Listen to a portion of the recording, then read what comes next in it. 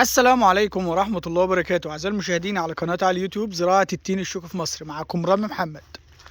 النهاردة هتكلم فيه على شوية معلومات. يعني في ناس كتير بتتابع فيديوهاتي على القناة فبتسأل على كذا معلومة مهمة، ومنها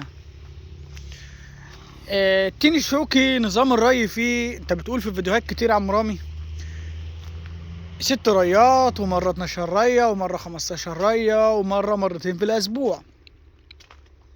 بص يا سيدي، المعلومة اللي انت بتاخدها مني تأكد ان انا مارستها.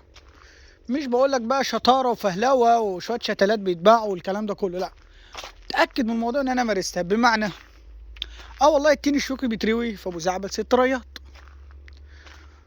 بيتروي في اسماعيلية 6 ريات، 7 ريات، 8 ريات، اقصى حاجة اللي ليه ري في اسماعيلية غمر. ري في اسماعيلية غمر وابو زعبل غمر، فبيتروي 6 ريات 7 ريات في السنة. عارف يعني ايه في السنة؟ 6 ريات بس، مفيش اكتر من كده. طب يا عم رامي، امال ايه حكاية 15 رية دي؟ عندنا طريق مصر اسكندرية الصحراء 15 16 ممكن تدخل في 20 رية عندنا في السنة. كلامي واضح، في السنة. ودول يترتب عليهم من بداية التفطير اللي هو في نهاية شهر 12 أو شهر 1 لحد 10 6 20 6. دي فترة الري للتين الشوكي بالنسبة للشجرة المنتجة. امال ايه حكاية يا عم رامي؟ في ناس في الفرافرة، وناس في الوادي الجديد، وناس في مفود باريس، وناس في المنيا، وناس في أماكن أخرى بتقول لهم مرتين في الأسبوع. بص يا سيدي، أنت راجل بادئ تزرع التين الشوكي في أرض بكر، أرض حامية، أرض محتاجة مية. أنا بقول لك ركز في ميتك مرتين في الأسبوع. عندك فترة تصويم اللي هي فترة الشتاء، اروي كل شهر مرة. في الصيف هتروي مرتين في الأسبوع. طب هل موضوع المرتين في الأسبوع ده يا عم رام هيستمر؟ طبعا هيستمر معاك في فترة الصيف في الإنتاج. أنت بتروي تنقيط، إيه استخدامك في التنقيط؟ بتستخدم إيه؟ ما بتستخدمش حاجة في التنقيط. إيه مية التنقيط في الأول والآخر؟ احسبها. ده هي مجرد ريتين هترويهم في الأسبوع. يعني لو عندك عامل 50 فدان يروم وهو نايم، نايم إيه؟ لو هو برنس، عارف يعني ايه برنس؟ رايق. طبعا هتمشى معاك احكي معاك الموضوع يعني عشان الناس اللي اللي حابه تفهم طريقه الري ونظام الري وغيره. يعني دي الطريقه اللي تناسب طبيعه الارض والمكان والجو زي عندنا.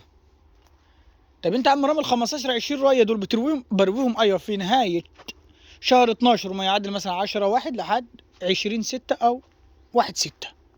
يعني من الاخر اعتبر برو 5 شهور ري فقط لا غير في التين الشوكي. عشان بس الناس اللي بتسألني كتير، طب التين الشوكي في الفرافرة هروز؟ هتروي في الفرافرة مرتين في الأسبوع. الكلام واضح، مرتين في الأسبوع. طب بالنسبة بقى للسؤال التاني اللي هو ناس بتحكي لي التين الشوكي لو في أماكن فيها ظل بيطرح أو ما بيطرحش؟ بص يا سيدي، في أماكن متظللة باستمرار، باستمرار الظل ما بيروحش منها. طبعا دي مشكلة، طبعا دي مشكلة. مش التين الشوكي، لأي شجرة لابد من الشمس، لابد من الشمس. طب في واحد تاني يقول لي طب انا عندي مثلا زارع مهوجني، زارع باباز، زارع ده، زارع ده، اشجار اخرى مختلفه، والله وحاسس ان المزرعه واسعه وعايز اسس فيها شجره تين، ما فيهاش مشكله. انا لو باخد انتاج 100% انت تاخد 60%، وبرضه ما فيهاش مشكله بالنسبه لك. هتقول لي اشمعنى؟ هقول لك انت صرفت ايه، كلفت ايه؟ كلفت الشتله، وهي الميه، وهي التسميد. دايما احنا دايما متعودين في حاجه هنا عشان بقى الناس اللي عايزه تنجح وتشتغل. لما بنيجي نكبر شجره بشغل دماغي اللي ربنا اداهالي وازرعها. يعني مثلا عايز ازرع شجره مانجا وتكبر، ازرعها هنا في وسط التين الشوكي. لحد ما التين الشوكي ده خلاص انا زهقت منه كبر وعايز اجدد زرعه تانية، شجره المانجا تكون بقت وبقت حاجه كويسه ومتربيه تنتج معايا. لكن في ناس من استعجالها وللاسف من كلام الناس معاها دي زرعه دي وحشه على زراعات اخرى، ما بتكلمش على زرعه معينه، شيل وازرع. لا ما تشيلش، سيبها وحط واعكس الخراطيم الري واشتغل. والله عندنا امثله كتير. انا السنه اللي فاتت منزل فيديو للتين الشوكي في قلب المانجا، المانجا بتطرح والتين الشوكي بيطرح، ودي امثله كتير. فانا عايزك دايما تكون حريص في اتخاذ القرار. انا لما بيجي لي عميل يشتغل معايا، يا باشمهندس انا عندي كذا كذا، انا هزرع فدان، اقول له شرفني وتعالى شوف الوضع على الطبيعه. فلما يقول لي فدان اقول له شرفني قبل ما بص. انا عايز اقول لك العميل لما بيجي لي انا مش انا بحب افرجه على الطبيعه. انا احب الانسان اللي على الطبيعه افرجه. انا دايما بقولها نصيحه للناس، لما تحب تزرع حاجه حاجه مش معروفه، كمثال الدراجون، كمثال اشجار اللي بتطلع جديده اليومين دول، يقول لك ده الكيلو بكذا. انا ماليش دعوه بالكيلو بكذا، انا ليه اشوف مزارع ناجحه، اشوف مزارع شغاله، اشوف ده اشوف ده اشوف ده. انا بقول للعميل تعالى لي شوف بدل المزرعه 150 مزرعه منتجه، وبدل 150 مزرعه صغيره شوف كمان 150 مزرعه صغيرين ما بينتجوش لسه صغيرين. بفرجك على خير شغال، خير منتج. يجي لي عميل تاني انا عايز ازرع 500 فدان، اقول له برضه ما بتغرش في المساحات. انا طبيعتي لا بغر العميل ولا بغر نفسي. انا راجل قلت لك في الاول والاخر، انا راجل صاحب مزارع، بضيف شغلانه لشغلي، منها انت تستفيد وانا استفيد. مش بقول لك انت لوحدك، لا انا كمان بستفيد. ايه الفايده اللي انت بتستفيدها يا عم رامي؟ الفايده لو انا بجدد مزرعه تين كبرت معايا وبجددها، خد بقى الفايده اللي انا بستفيدها. اولا ببيع شتلتها واجدد مزرعتي وازرعها تين تاني. المزرعه تكون وصلت 30 سنه وقفلت معايا والكلام ده كله، ببيع شتلتها واجددها. ادي المكسب في الشتله. خد بالك لو انت برضه هتكون عندك مزرعه. تاني حاجه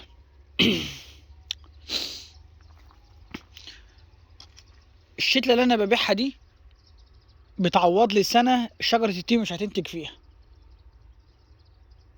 تالت حاجه انا ببيع لك شتله من اجود انواع التين، عمر 30 سنه في طريق مصر اسكندريه الصحراوي. خدوا النقط المهمه عشان بس الناس تاكد على النقط دي جدا. تمام؟ ماليش دعوه بقى لا بلون ولا بشكل. انت ليك صنف سكري اصفر، لون التينه خضراء، لون التينه صفراء، في هي وحظها في التصويم. هي وحظها في التصويم معايا. يجي لي عميل يقول لي طب بص يا باشمهندس، المزرعه اللي انت بتصور فيها دي انا عايز منها الشتله، لو هتاخد الكتف 100 جنيه ما ادوش ليك، دي مزرعه منتجه ده لسه بخيرها. عارف يعني تشيل كتف تين؟ يعني انت بتفضي جنب في الشتله في الشجره نفسها. فانا بديك اجود شتله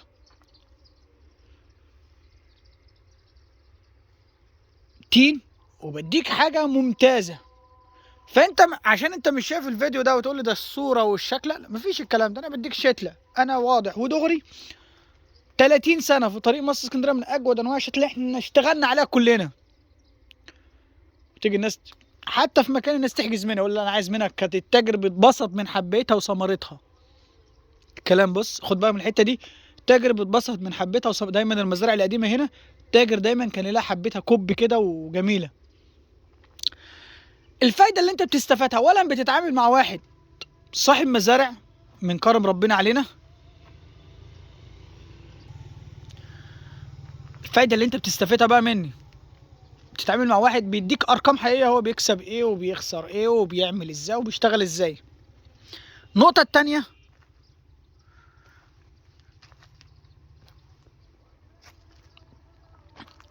انا مش ببيع لك شتله ده انا بقول لك في اي وقت مش بسهل الامور عليك. ده انا بقول لك انا راجل مش بتاع اشراف عشان عندي شغل. طب ما انا ممكن اقول لك الزياره باربعه والزياره بخمسه واشتغلها يمين وشمال وتلاقيني ماسك 30 40 مزرعه، وهقول لك اصحاب المزارع هيوافقوا، تلاقيني بيخش لي في الشهر 30 40 الف جنيه 50 الف جنيه. لكن عندي مزارع اسستها على ايدي وربيتها، ما اقدرش اسيبها. النقطه الثالثه، اديتك حاجه غيرنا زمان اداها لي، فانا بديها لك دلوقتي. الخدمه اللي انخدمت لي زمان انا بخدمها لغيري دلوقتي، او اللي انخدمت لوالدي زمان من 25 سنه انا بخدمها لك دلوقتي. والدي ما عندوش طريقه السوشيال ميديا والكلام ده كله، الواحد بتعليمه وثقافته قدر يوصل الفكره للناس بكل سهوله. فانت بتتعامل مع احسن مشروع زراعي صحراوي وهو التين الشوكي. لما بيجيلي واحد عايز يزرع مزرعتي يقول للمهندسين هناك يقولوا احنا ما نعرفوش حاجه، عندهم حق ما يعرفوش حاجه فعلا. مش اي حد يعرف التين الشوكي عشان ما حدش يبدع فيه. احنا ما نعرفش ايه امراضه، عنده حق، هو فعلا ما يعرفش ايه امراضه. ما نعرفش ايه تسميده، عنده حق، هو الوحيد اللي برنامجه مختلف عن التسميد، واسهل برنامج في التسميد وارخص برنامج في التسميد. ما نعرفش حاجه عن الري، هو فعلا الوحيد اقل استخداما للميه دون الاشجار الاخرى. يا بل بالعكس، انت بتتعامل مع احسن شجره على مستوى الزراعه في مصر. يا رب تكون المعلومات كلها الناس استفادت منها. معلومه الري وطريقه الري للمناطق المختلفه والشجره اللي في الظل. انا قلت للناس لو الشجره في الظل انا بنتج 100%، هتنتج 60%. انت في اي حال من الاحوال مش خسران، لو بتنتج النص مكسبنا انت كسبان برضو. الشجره لا بتصرف ولا بتكلف، في اي حال من الاحوال انت بتكسب. مثال بسيط، انا بكمل في الفيديو وبدوس شويه في الكلام وبتقل على الناس حته تانية عشان الناس ما تتزكاش، بس اللي بيقول لك يا عم ده نزرع كذا كذا الفدان يجيب معايا. انا بقول لك، انا بديك مثال والله، الفدان بيجيب معايا مليون جنيه، صرف عليك كام؟ تلاقيه صرف عليك 500 الف جنيه. مين يقدر اخرك تعمل لك 3 فدادين؟ اخرك واحده مش بتوع 3 فدادين. احنا عايزين نعمل مزرعه. الفدان دلوقتي قيمته بترفع، لما يبقى عندي 50 فدان تين شوكي ولا 60 فدان تين شوكي ناجحين، قيمه الارض نفسها بتنجح. تعال على طريق مصر اسكندريه الصحراوي كده، انا بقول لك مثال اهو. انا بقول لك تعالى فكك مني خالص واعتبرني مش سمعت الكلام مني وبتنفذه مع اتجاهات. قول انا عايز اشتري ارض تين شوكي، اشتري ارض نفسها. ان عرفت تشتريها تعالى حاسبني، دي حاجه. ان عرفت تشتريها تعالى حاسبني. والسلام عليكم ورحمه الله وبركاته.